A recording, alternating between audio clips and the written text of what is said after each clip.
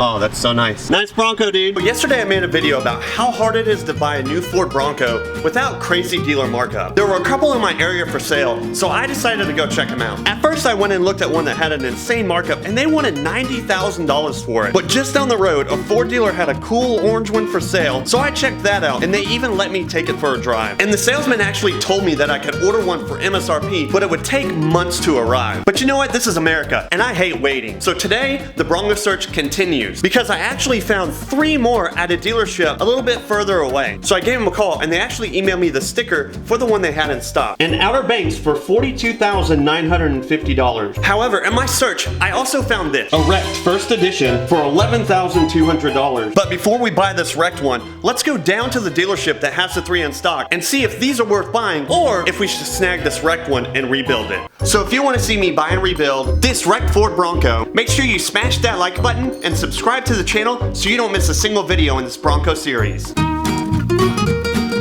And there it is. We're taking a 2015 Jeep Wrangler with a manual transmission. So I'm gonna turn around real quick because I just spotted a new Ford Bronco in the wild at a car wash. How random is that? Looks like a brand new Ford Bronco. I think it's a Badlands, it looks like maybe. That is so nice. It's so hard to see like new ones around. Oh, that's so nice. Look at that. Dang. God, that looks so good. Even in the car wash, it looks good. It's really not that dirty. Love seeing a new Bronco. Nice Bronco, dude. All right, we made it to Mount Home Auto Ranch. Where are the Broncos? I don't see a Bronco. That's not a Bronco. There's not a Bronco over there. I don't see any Broncos. Uh-oh. We might have drove all the way out here for no reason, but I just did a circle around to the back, and there's a Ford Bronco booty right there. Just don't mind us, just sneaking behind the gate. I think that is the Outer Banks. This is the Outer Banks with the soft top, and it does have the 4-cylinder, which I definitely don't want the 4-cylinder. I'm not really sold on the painted fenders here, because I know they're just gonna get marked up on the road. It is the Outer Banks, which is supposed to be a more cityfied version of it. I really don't like this grille. I like the one that has the smaller holes in it. It just looks more classic, I think. It also has the lower end headlights and the plastic bumpers, which I really don't like. So I definitely don't think that an Outer Banks trim level is one that I'm going to get. And while I didn't get the keys for this one, I got the keys to this Big Ben in Area 51. Now currently I'm sitting inside, but they did say I could turn it on. And unfortunately I can't drive this one because 1, we are sitting inside of the dealership. And number 2, this one just got a deposit placed on it, so somebody actually is gonna buy it. But I can show you a few little cool things while we're sitting around in here. All right, all the lights come on.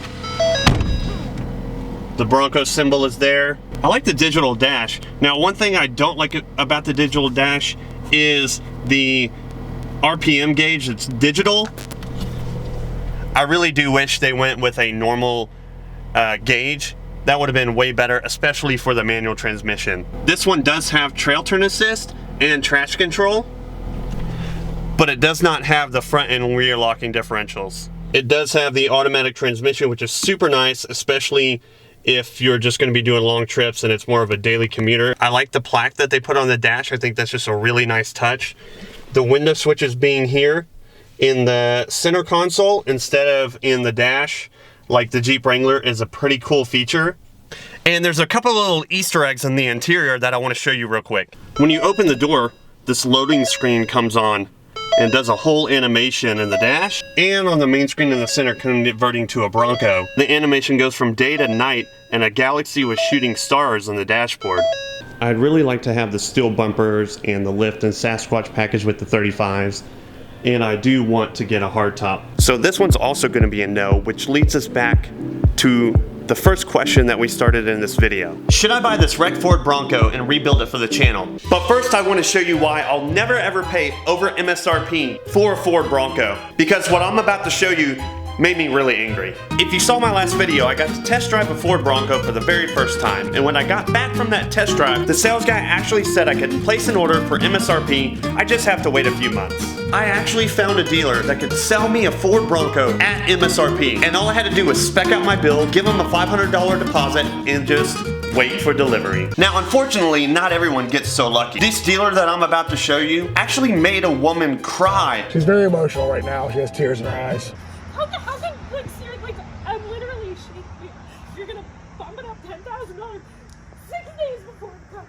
The Ford dealership had agreed to sell them the Bronco at MSRP at the time of the order, only to be hit with a $10,000 markup 6 days before the delivery. What makes this situation even worse is that her husband had worked for this dealership for 19 years. We got a call a few days ago, and they basically told us, hey, your Bronco's gonna be in, but guess what? We're gonna charge you another $10,000 on top of the sticker price, because we can. It's just kind of crappy because I haven't worked for 8 years, and I finally went back to work after raising our kids, and this is the first thing I was gonna do for myself. So, I'm emotional, and I shouldn't be because it's a stupid car, but I like it, and I don't wanna like it right now. So, we're gonna go have a conversation and see what the outcome will be. Now, the hope is that there's not very many dealers doing this kind of shady stuff, but Dave from All Terrain Nation found a Ford Bronco with a $25,000 markup. This one is $53,675. You're definitely getting the, probably hard to see in this, but you're definitely getting the, you got the big screen and everything. But here's the surprise. Paint protection, which I'm gonna call BS on. Badlands with the limited availability, $25,000 upcharge for $79,000. Now, after coming out of the Ford Bronco rabbit hole, this got me thinking about the other new Ford hysteria that's sweeping the nation. The Ford F-150 Lightning. And if you thought dealer markups on the Ford Broncos were crazy, things get even more shady with dealerships basically scamming almost every Ford F-150 Lightning order holder. Do you want to know what else is shady? Not smashing that like button. Smashing the like button is not only free, but the heavens might even bless you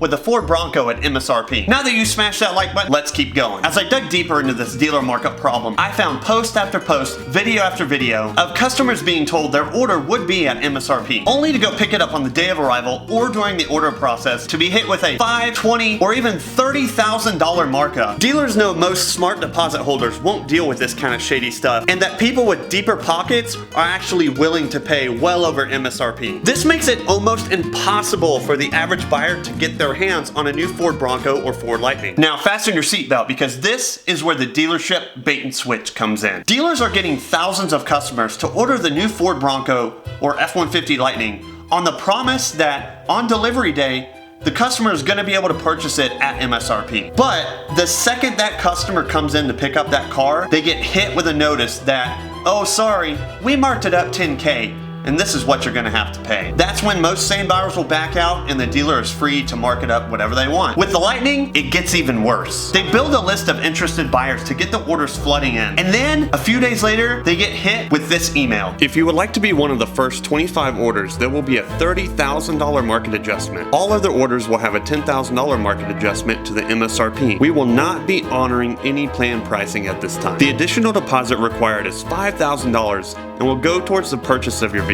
If you choose to cancel or not proceed with your order, the deposit will be forfeited. So this Ford dealer is charging $30,000 over MSRP for the first 25 orders, and everyone else after that has to pay at least $10,000 over, plus a $5,000 deposit. That is non-refundable if you decide to cancel. At this point, it's just a huge scam, and in my opinion, 100% theft. So after weeks of searching for a Ford Bronco, looking at marked up ones they have on dealer lots, test driving that two-door, going to this other dealership today, and looking at the ones they had on the lot, which are the 4-cylinder and not in any spec at all what I want to buy, it's clear that I'm not going to be able to find one at a dealer for any kind of good deal or even in the spec that I'm looking for. So that's where I need your help.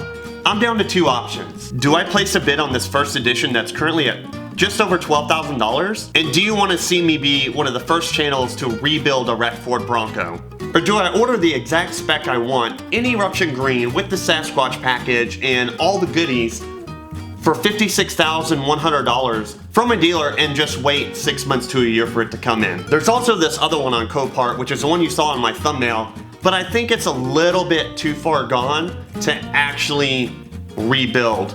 And it might be even more expensive than just buying one new from the dealer and waiting. And this is where you come in. Do you want to see another YouTuber just get a brand new Ford Bronco and build it up? Or do you want me to be one of the first YouTube channels to buy a Wrecked Ford Bronco and follow the journey of me making an attempt to rebuild this thing. Let me know in the comments below on what you think I should do, and if you want to follow my Ford Bronco build journey, make sure you smash that like button and subscribe to this channel so you don't miss a single thing.